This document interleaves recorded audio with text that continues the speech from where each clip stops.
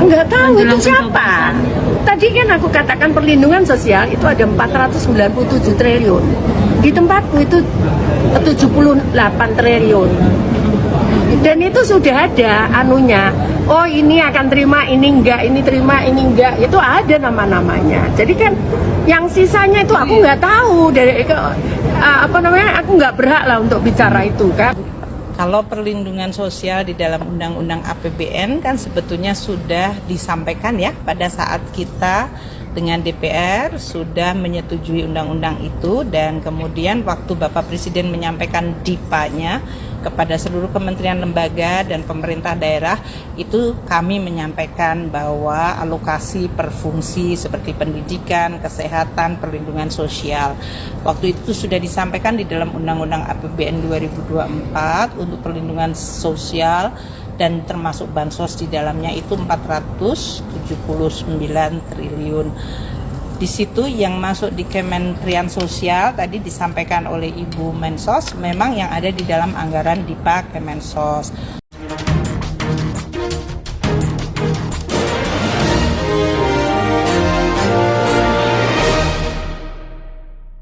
Selamat siang para netizen dimanapun kita berada, salam inspirasi bagi kita semua ya. Kemarin dari Risma dan Sri Mulyani bahkan disebut dalam persidangan akan meminta ke majelis hakim untuk dari kubu Anies Baswedan untuk datang sebagai saksi. Dan sekarang ya mereka bertambah.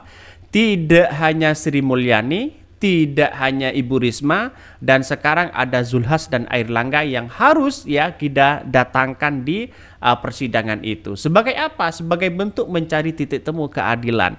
Bagaimana bansos kemudian dimainkan ya? Apakah dipolitisasi atau bagaimana? Yang jelas mereka yang tahu begitu. Maka jalan satu-satunya anggaran dari Sri Mulyani itu berapa sih sebenarnya? Apakah untuk Kemensos atau hanya untuk di luar Kemensos? Nah itu yang menjadi pertanyaan bagi kita, bahwa ini semakin menarik begitu kan. Ketika Bu Risma sudah melontarkan kata-kata bahwa kemana uangnya, katanya begitu kan ya, kemana duitnya yang kemudian lewat anggaran dari Kemensos dan sebagainya begitu. Ini semakin seru ini. Jadi artinya kita lihat bahwa nanti apakah benar ya Zulhas, Airlangga, terus kemudian Sri Mulyani dan Risma akan benar-benar datang ya sebagai saksi di situ begitu kan. Ini menurut saya pribadi sangat menarik begitu kan, untuk mencari titik temu keadilan ya. Yang namanya keadilan kita harus cari di situ begitu. Maka saya katakan bahwa kalau mereka datang selesai sudah ya dengan apa yang terjadi selama ini begitu kan. Intinya adalah bahwa apapun yang terjadi selama ini ya, yang kita amati betul begitu di masyarakat begitu kan, terkait dengan adanya bansos ini, maka harus benar-benar kita akui bahwa apa yang kemudian dimainkan oleh mereka begitu. Jadi ada politisasi apa dan sebagainya, ini harus diungkap kepada publik begitu kan. Sedangkan Risma begitu kan, Ibu Risma sudah memberikan lontaran ya, memberikan pernyataan dari 497 triliun ya, 80 triliun ya, yang 70 triliun itu masuk lewat Kemensos katanya begitu kan. Sisanya kemana? Nah itu yang menjadi pertanyaan sekarang begitu. Sisanya kemana dari 400 triliun itu? Nah Bu Risma mengatakan saya tidak tahu menahu terkait dengan hal ini katanya begitu kan. Maka jalan satu-satunya ya Sri Mulyani, bagaimana anggaran ini bisa masuk, kemana arahnya begitu kan. Katanya dalam beberapa spekulasi anggaran yang 478 triliun katanya masih masih dikunci begitu kan ya, masih diblokir katanya begitu kan, tapi nggak tahu arahnya kemana di situ begitu. Maka ya kita harus datangkan di situ begitu sebagai bentuk bahwa seperti apa sih ya di masyarakat dan sebenarnya begitu kan. Maka wah ini semakin seru ini ke depan begitu kalau mereka dijadikan saksi di situ begitu. Tapi masyarakat sudah tahu ya, Ibu Risma, Sri Mulyani, Zulhas, terus kemudian hingga Airlangga, tidak mungkinlah ya dalam persidangan itu ya majelis hakim memperbolehkan menteri-menteri mereka sebagai saksi. Ya dampaknya adalah seorang Jokowi di situ begitu. Wah, Jokowi bisa ketar-ketir, ini dibongkar habis-habisan begitu kan. Apalagi sebagai ketua umum partai ya seperti Pak Airlangga begitu kan, digadang-gadang katanya Golkar mau diambil alih oleh seorang Jokowi. Wah, semakin bercerita ini begitu kan, sebagai gertakan kepada seorang Jokowi. Bisa saja seperti itu begitu. Ini siapapun bisa dihadirkan ke sidang tak terkecuali presiden. Oke aja, boleh-boleh aja begitu, biar menemukan titik terang bagaimana yang terjadinya. Semoga MK selalu dalam penjagaan Tuhan, hati nuraninya tetap terjaga lurus untuk kepentingan bangsa, bukan untuk golongan dan penguasa. Ya, kita tunjukkan aja nanti begitu kan di persidangan. Apakah mereka akan dijadikan saksi atau bagaimana begitu. Tapi yang jelas bagi kami, kalau mereka dijadikan saksi, wah, saya yakin dan seyakin-yakinnya seorang Jokowi di situ bisa ketar-ketir. Saya yakin di situ begitu ya, kepanasan.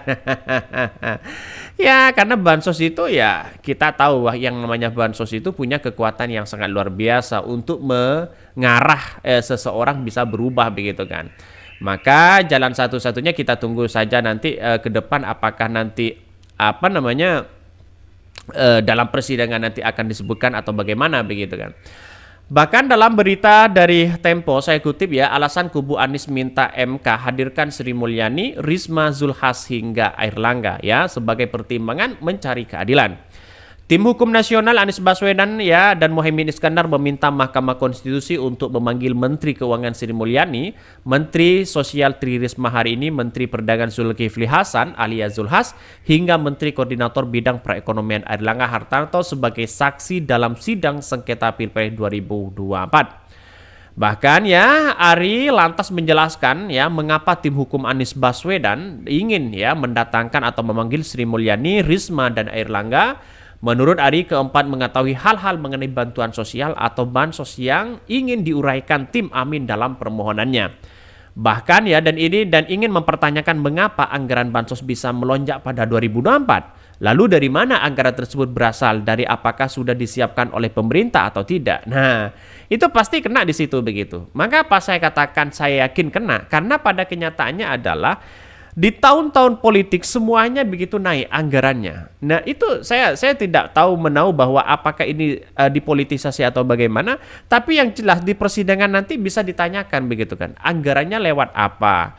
Apakah ini semua lewat Kemensos dan sebagainya? Kalau lewat Kemensos seharusnya kan penyalurannya lewat Kemensos. Jadi hanya 78 triliun di situ ya dapat apa begitu kan? Kalau toh pada hakikatnya lewat Kementerian Sosial. Ya, lihat saja nanti ya apakah nanti rakyat yang ada di kita begitu sebagai rakyat Indonesia begitu kan ya, apakah mereka ada yang dapat, ada yang tidak begitu kan. Nah, itu yang mesti dipertanyakan. Data-datanya yang dapat sesuai nggak dengan Kemensos begitu kan. Maka ini bisa ditelusuri betul begitu. Bahkan seorang Jokowi kalau semisal menteri-menteri mereka jadi saksi, wah saya kira ini akan menjadi ancaman kepada seorang Jokowi ya. Bagaimana bansos itu apakah dipolitisasi atau tidak. Sedangkan mengenai Menteri Sosial, kata dia terkait dengan perencanaan maupun penyaluran bansos, Ari menggarisbawahi apakah bansos sudah disalurkan secara tepat dan guna. Itu yang mesti kita pertanyakan nanti begitu kan.